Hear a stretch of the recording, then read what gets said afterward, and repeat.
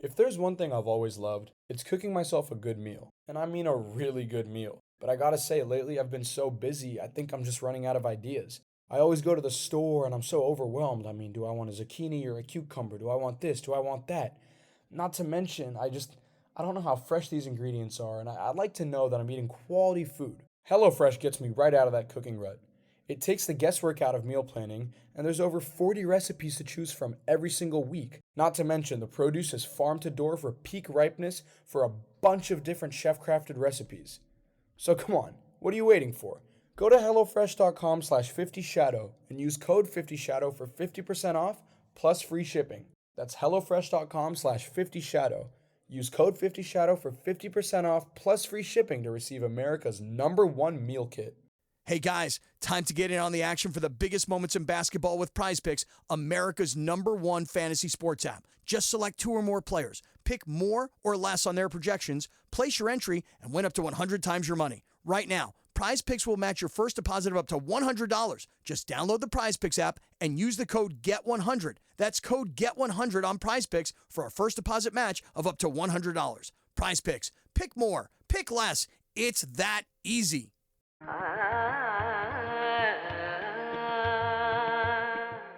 Hello everyone, this is Renita Hora, creator of Shadow Realm and the Arya Chronicles series. Today I will be delving into the mythology woven into the story and its characters.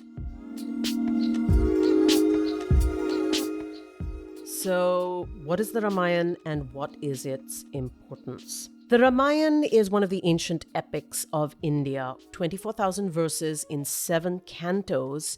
All of this is written in Sanskrit verse. It dates back to about 500 to 100 BC, and then there are mentions of some of these characters in texts that are older perhaps than the epics. So, who knows?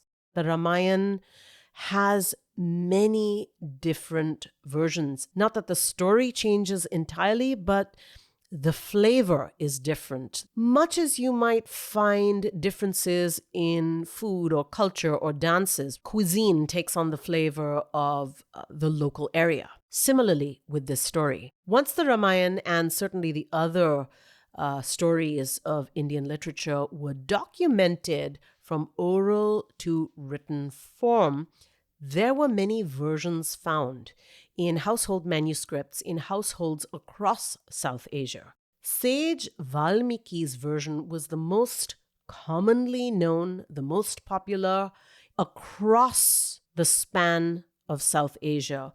The story really comes back to the basic truth that each one of us is responsible for our acts, good acts, bad acts, and everything else that follows from there. In very simple words, karam, or what we call in the West karma, right? What goes around comes around. To each action, there will be a reaction. To me, this is about the choices that Ram has to make when he fights with Ravan and eventually kills him. This, to me, is the key takeaway and really the essence of what Arya can learn from Prince Ram. Ravan has 10 heads, and when Prince Ram comes face to face with him, he realizes very quickly that, the moment he knocks off one head, another one grows in its place. You can call that karmic retribution. Evil never ends. It's hard to completely destroy it, and your best shot at destroying it is really if you attack it at its core. And as to what Arya can learn from that, if you want to really do away with evil, and remember, you can never quite do away with evil, because if you did, then good would have no meaning, right? But if you want to vanquish your demons, then you have to attack them at your core. For Arya, the core is his shadow self, this angry, rebellious, awful teenager that he was or that he could continue to be if he allows Ravan to control him. Who is the most difficult person to kill? Of course, yourself. But that is the only way you are going to be able to attack your demon at your core.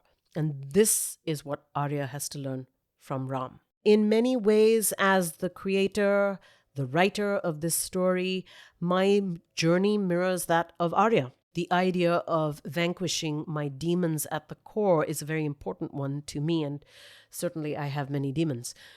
Have had, and I'm sure will continue to have. So I know that if I need to aim to do so by addressing them at their core. As an Indian, we all have personal connections to the story of the Ramayana. We just grow up with this, and it impacts us probably at every level of life, how we live, our festivals, our methods of worship, our storytelling traditions, the literatures you study in school, the moral principles that you are imbibed with. But for me, I had a little bit of a different take on a personal connection because when I was living in San Francisco as a mother of young children, I was taking a course in Sanskrit at UC Berkeley because I was an Ayurveda clinician, and it was very important for me to continue to be able to read the Ayurvedic texts, which were all written in Sanskrit.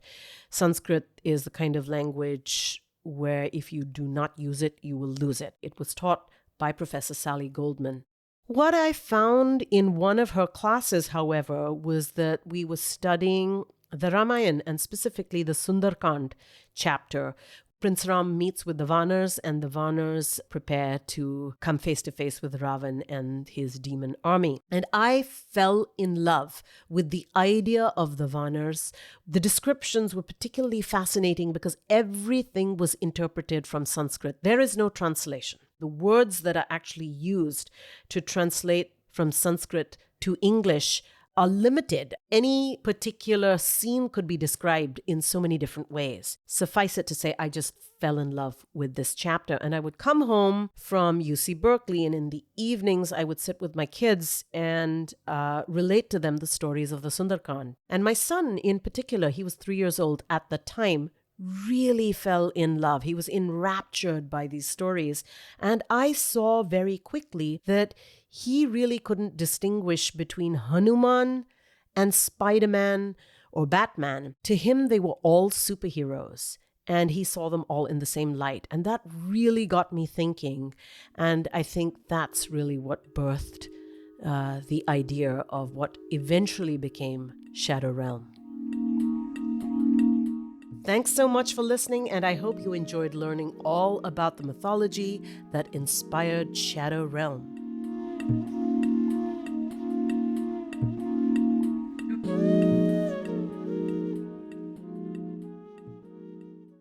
Hey guys, time to get in on the action for the biggest moments in basketball with Prize Picks, America's #1 fantasy sports app. Just select 2 or more players, pick more or less on their projections, place your entry, and win up to 100 times your money. Right now, Prize Picks will match your first deposit of up to $100. Just download the Prize Picks app and use the code GET100. That's code GET100 on Prize Picks for a first deposit match of up to $100. Prize Picks. Pick more. Pick less.